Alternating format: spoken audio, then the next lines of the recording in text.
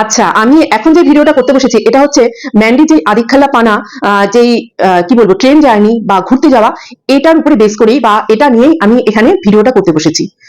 তোমাদের এখানে না ভুল হচ্ছে যে ম্যান্ডি কুপ কেন নিয়েছে, ফার্স্ট ক্লাস এসি কুপটা কেন নিয়েছে। অনেকেই এখানে বলছে যে ম্যান্ডি একা যাবে, ম্যান্ডি কারোর সঙ্গে কি বলবো, ও নিজেও বলেছে ম্যান্ডি কারোর সঙ্গে শেয়ার করতে পারে না, একা একা থাকতে ভালোবাসে, মানে কি বলবো একদম অসামাজিক, ম্যান্ডি অসামাজিক, এটাই ও এখানে বলতে চেয়েছে বা অনেকেই এটা মানে ভেবেছে যে ম্যান্ডি হয়তো কারোর সঙ্গে মিশতে পারে না, থার্ড ক্লাস এসি বা যেটা three tyre second class AC তে গেলে ম্যান্ডির আশেপাশে আরো যে যাত্রীরা থাকবে তাদের সঙ্গে ম্যান্ডি ঠিক মানিয়ে নিতে পারবে না, সেই কারণে ম্যান্ডি কূপ নিয়েছে, একদম আলাদাভাবে নিজেরা যাবে বলে কূপটা নিয়েছে, মানে ভীষণ প্রাইভেসি মেনটেন করার জন্য, মানে মোদ্দা কথা হলো প্রাইভেসি মেনটেন করার জন্য ম্যান্ডি ওখানে কূপ নিয়েছে। ব্যাপারটা একদমই তা না।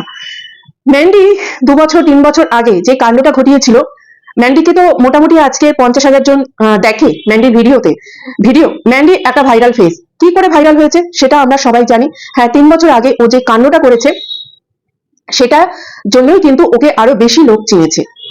এখন ও যাদের সঙ্গে মানে ধরো যেই পাড়ায় থাকছে ওর আত্মীয় স্বজন, এরা এই ব্যাপারটা জানে, বুঝতে পেরেছে, জানতে পেরেছে, তো এই ব্যাপারটার সঙ্গে ওরা তবুও নিজেদেরকে মিলিয়ে নিতে পেরেছে বা এই ব্যাপারটাকে তারা অ্যাডপ্ট করতে পেরেছে, অতটাও অসুবিধা তাদের হয় না, কেননা এটা তো করতেই হবে, কিছু করার নেই। এই জায়গাতেও যদি ম্যান্ডি পারতো যে তারা তাদের পরিবারের লোকের সঙ্গেও যদি অসামাজিক একদম ব্যবহার করতে পারতো, যে তারা কোনো কিছুতে যাচ্ছে না, কোনো অনুষ্ঠানে যাচ্ছে না, যদিও ম্যান্ডি কিন্তু খুব একটা কোনো অনুষ্ঠানে যায় না, দেখবে একমাত্র তার ইউটিউব রিলেটেড যদি কোনো অনুষ্ঠান থাকে সেখানেই যায়, ওদের পাড়ায় সেরকম অনুষ্ঠান হলে আমার মনে হয় না ম্যান্ডি যায়, কেননা ওরা ওখানকারই বাসিন্দা, কারো পাশের বাড়ির বিয়ে বা মুখে ভাত বা এই ধরনের কোনো অনুষ্ঠানে আমার মনে হয় না ম্যান্ডিকে দেখা যায় বা ম্যান্ডি সেখানে গেছে, ম্যান্ডির পরিবার সেখানে গেছে, ও শ্বশুর বাড়ির কথা আমি বলছি না।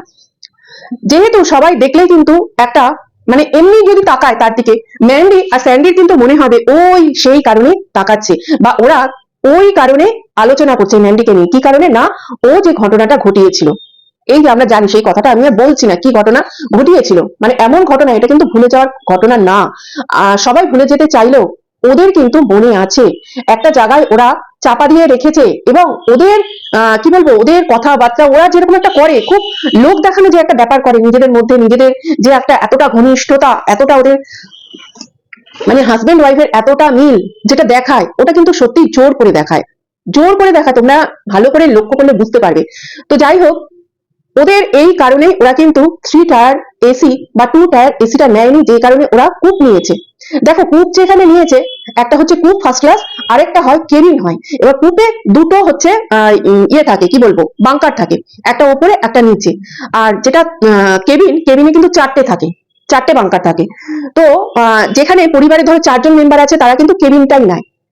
এক্ষেত্রে ম্যান্ডিরা কিন্তু কেবিন নিতে পারতো, ম্যান্ডিতে 3 জন ছিল, তার মেয়েও ছিল, সেক্ষেত্রে কিন্তু অন্য আরেকজন কেউ তাহলে ওদের কেবিনে, অন্য আরেকটা ফ্যামিলির কেউ তাহলে ওদের কেবিনে থাকতে হতো, তো ওরা ওই অন্য আরেকজন কেউ কিন্তু ওদের মধ্যে রাখতে চাইছিল না, মানে ওরা যেটা বলছে ওদের প্রাইভেসি নষ্ট হবে তার জন্য রাখতে চাইছিল না, তাই ওরা কি নিয়েছে, কূপ নিয়েছে।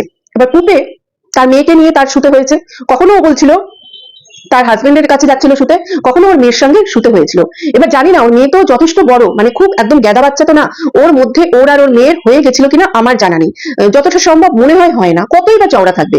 3 টায়ার এসিতে আমরা যাই, তখন আমরা দেখেছি যেই চওড়াটা থাকে তার থেকে কিন্তু কি আরো অনেকটা বেশি চওড়া থাকবে, কত চওড়া থাকবে মানে আমার সেটা আইডিয়া নেই।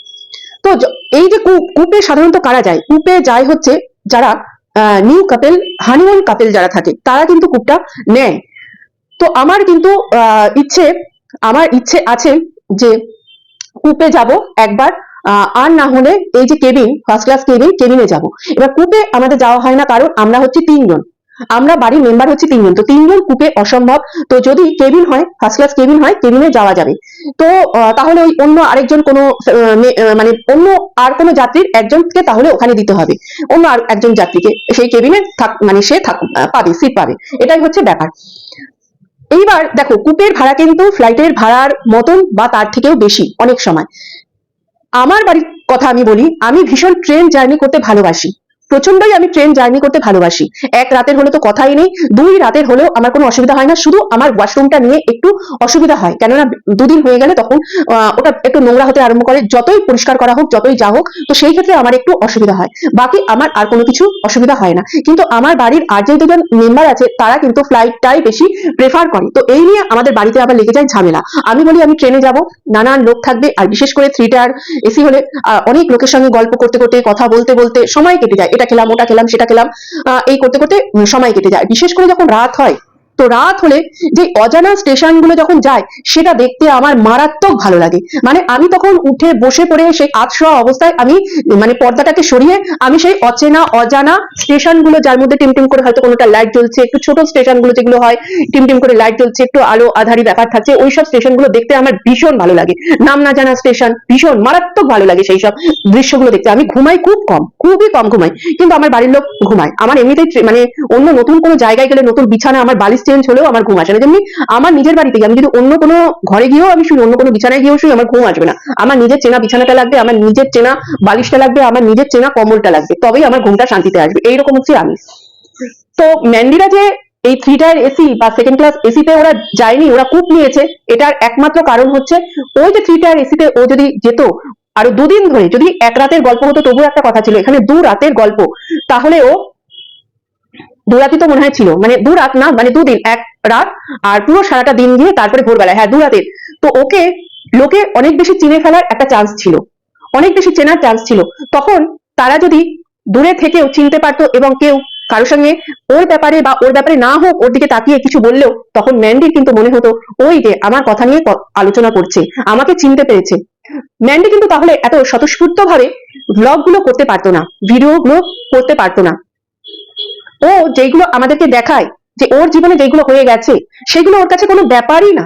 ও যেইভাবে ভিডিওগুলো প্রেজেন্ট করে, যেইভাবে দেখায়, কোনো ব্যাপারই না। কিন্তু না, ওর এটা প্রভাব ফেলেছে, ওর মধ্যে এটা প্রভাব ফেলেছে। শুধু এটাও ভিডিও করে আমাদের সামনে দিচ্ছে, আমরা দূর থেকে দেখছি, এবং কেউ কেউ ওকে সেই নিয়ে নেগেটিভ কমেন্ট করছে। এটা শুধু সোশ্যাল মিডিয়া বলে ও এটাকে গায়ে লাগাচ্ছে না, ও এটাই ভাবছে যে এরা তো আমাকে সামনে থেকে দেখছে না, সামনে থেকে দেখে কেউ দুটো কথা বলছে না। কিন্তু সেই জিনিসটাই যদি সামনাসামনি হয় তাহলে কিন্তু সম্মুখীন হওয়া খুব কঠিন ব্যাপার, খুব চাপের ব্যাপার। একই সিট, মানে সামনাসামনি সিটে এদিক ওদিক বসে আছে, অথচ ওকে চিনতে পারলি। ধরো আমি যদি যাই, আমার সামনে যদি ম্যান্ডি বসে আছে, আমি ম্যান্ডিকে চিনলাম এবং আমি আমার পাশের জনের সঙ্গে আলোচনা করলাম, এই এটা না ম্যান্ডি, এটা না ম্যান্ডি, এই ম্যান্ডি। আরেকজন বলবে ম্যান্ডি, ম্যান্ডি আবার কি? আরে চেনো না, এই যে সোশ্যাল মিডিয়ায় ছিল, যে নাকি ওই যে ওর সঙ্গে পালিয়ে গেছিল, এই কাণ্ড করেছে, ওর নামে এই এসেছিল, তারপরে সে লাইভ করেছিল, ড্রিঙ্ক করে কি করেছিল, শুধু পড়া করেছিল। তো এইগুলো কিন্তু ওর মনের মধ্যে আছে, ওর অবচেতন মনে আছে।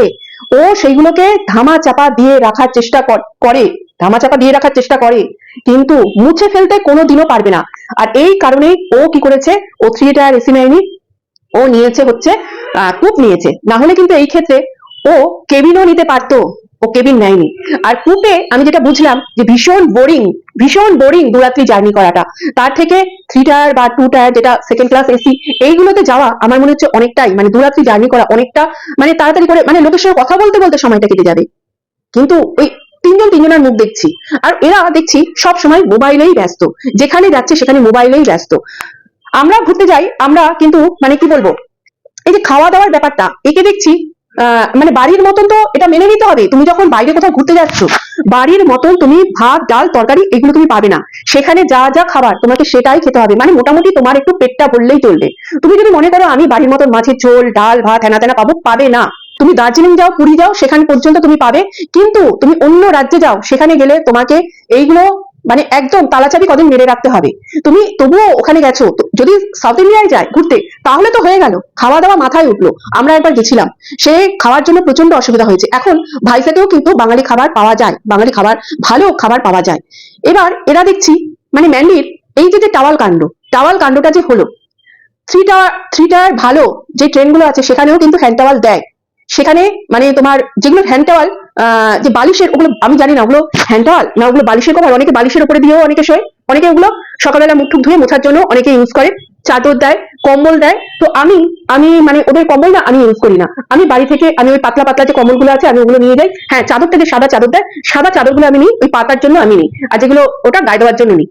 তো এই জন্য আমার হাজবেন্ড আবার আমার উপরে একটুখানি মানে কি বলবো রাগ হয় যে এত কিছু বয়ে বয়ে নিয়ে যাই কেন। আমি বলেই দিই আমারটা আমি নিয়ে যাবো, আমারটা আমি বইবো, কারো বইতে হবে না।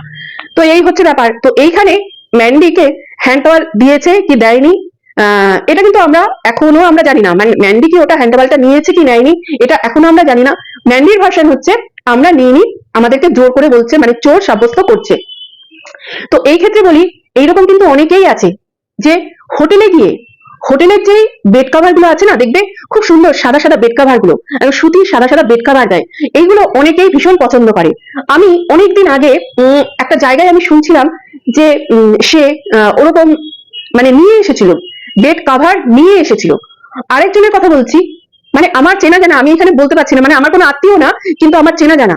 সে হচ্ছে হাওড়ার একটা নাম করা নার্সিংহোমে ভর্তি হয়েছিল। সেই লোক, মানে ভদ্রলোক বলবো কিনা আমি জানি না, ভর্তি হয়েছিল, তার একটা অপারেশন ছিল। তো হওয়ার পরে সেখানে যে প্লেট গুলো দেয় না, প্লেট গুলো খেতে দেয়, সেই প্লেট গুলো পর্যন্ত নিয়ে এসেছিল। কি বলবে তোমরা বলো? সে কিন্তু ভালো চাকরি করে, কিন্তু মেন্টালিটি যাবে কোথায়? ওই যে নিচু মেন্টালিটি সেটা যাবে কোথায়? সেটা তো যাবে না। বেশ কিছু বছর আগে একটা নিউজে দেখেছিলাম, মানে তাও ধরো বছর তিনেক হবে, ইন্ডিয়া থেকে বিদেশে বেড়াতে গেছে। সেখানে কোন একটা হোটেলে ছিল, হোটেল থেকে বেরোনোর সময় তাকে আটকেছে। কি কারণে আটকেছে না, হোটেল থেকে যে ডিশ প্লেট বা এই ধরনের ক্রকারি যেগুলো মানে দেওয়া হয় খাবার টাবার সার্ভ করার সময়, সেইগুলো সে চুরি করে নিয়ে বেরিয়েছে ব্যাগে করে। তো তার জন্য তাকে আটকে রাখা হয়েছিল। কি বলবে?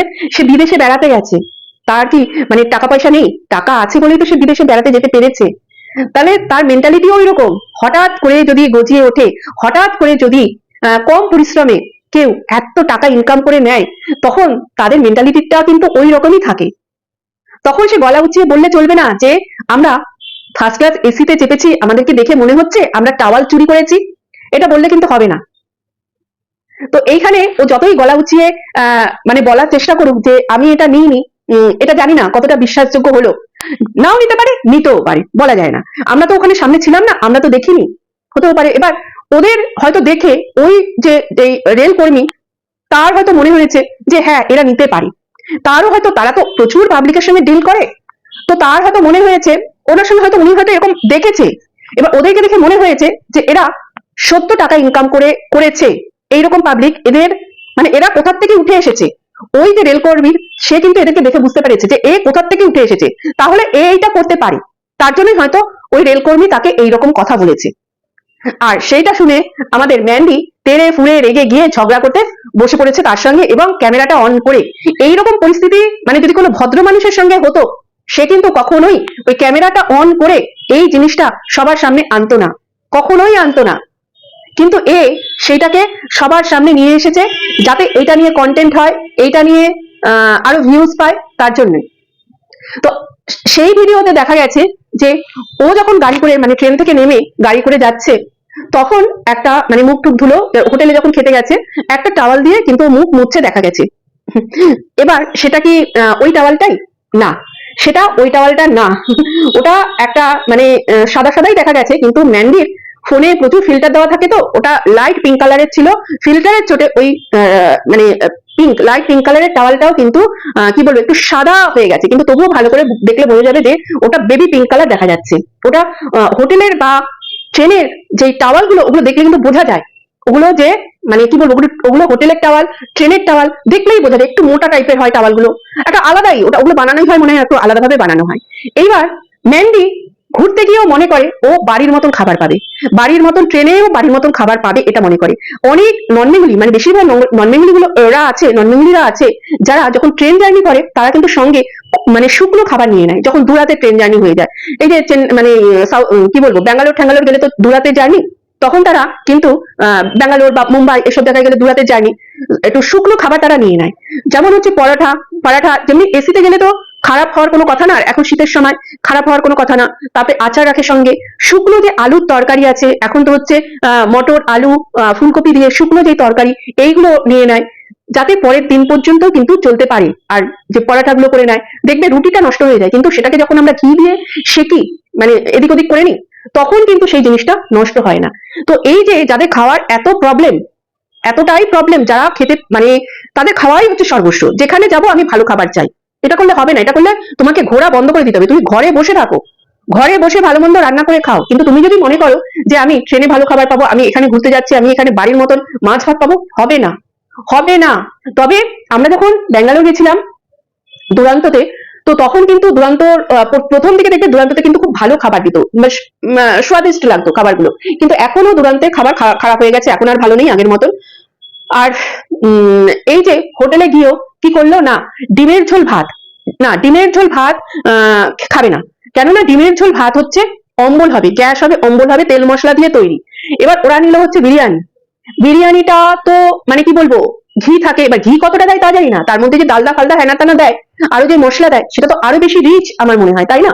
তার থেকে যদি একটু ভাত, একটু ডিমের ঝোল এটা খাওয়া যেত, আমার মনে হয় ভালো, ঝোলটা কম নিত, ঝোলটা কম দিয়ে মেখে দাও, মেখে ডিমটা দিয়ে ভাতটা খাও, তাহলে আমার মনে হয় বেশি ভালো হতো।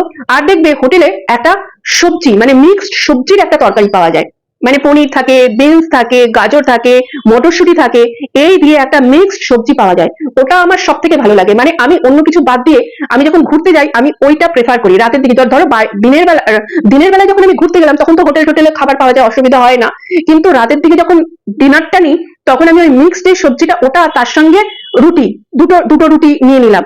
আমি মানে পেট ভর্তি করে ঘুরতে গেলে আমি খাই না, আগে যখন বুঝতাম না তখন আমি তাই করতাম, যখন বুঝতাম না এবং আমার অসুবিধা হতো। তারপরে এখন যেতে যেতে যেতে যেতে এখন আমি বুঝতে পেরেছি যে বেশি খেলে পরের দিন আমার যখন বাইরে সাইট সিইং করতে বেরোবো তখন আমার অসুবিধা হবে।